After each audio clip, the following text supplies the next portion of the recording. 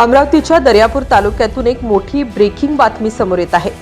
दर्यापूर पोलिसांनी गुप्त माहितीच्या आधारे तब्बल 8 लाखांचा अवैध गुटखा जप्त केलेला आहे।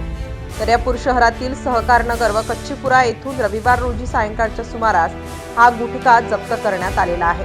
अवैध गुटखा विक्री करणारे आरोपी गंगाधर विनायक घाटे व इम्रान शहा हारून शहा या 2 आरोपींना दर्यापूर पोलिसांनी ताब्यात घेतला आहे। विशेष म्हणजे तब्बल 10 वर्षांनंतर दर्यापूर पोलिसांनी ही धडक कार्यवाही दबंग पोलीस उपअधीक्षक शिवम विसापुरे यांच्या नेतृत्वात पाहायला मिळत आहे। ग्रामीण पोलीस अधीक्षक व अप्पर पोलीस अधिकारी यांच्या मार्गदर्शनात पोलीस उपअधीक्षक शिवम विसापुरेसह यांच्या टीमने ही धडक कारवाई केली आहे। दर्यापूर पोलिसांच्या या धडक कार्यवाहीमुळे आता अवैध गुटखा विक्री करणाऱ्यांचे धावे चांगले दणाणले आहेत। 20 एप्रिलला आम्हाला गोपनीय बातमीदारांकडून माहिती मिळाली की दर्यापूरमध्ये गुटखा गोडाऊनमध्ये स्टोअर केलेला आहे।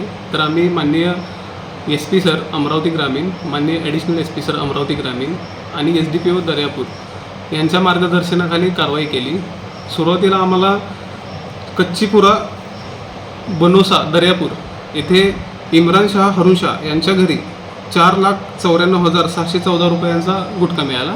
त्यानंतर दुसरी कारवाई आम्ही सहकारनगर बनोसा येथे गंगाधर विनायक घाटे यांच्या घरी केली। तिथे आम्हाला 3,13,856 रुपयाचा मुद्देमाल मिळाला।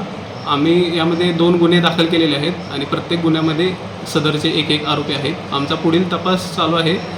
पुढील आरोपी निष्पन्न करत आहोत आम्ही तपास। एकूण मुद्देमाल किती?